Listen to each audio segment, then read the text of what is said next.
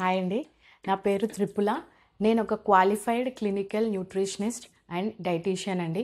So నేను main ఈ video చేయడానికి గల కారణం ఏంటి అంటే, చాలామంది డైట్ అంటే చాలా కాంప్లికేట్ చేసేస్తూ ఉంటారు.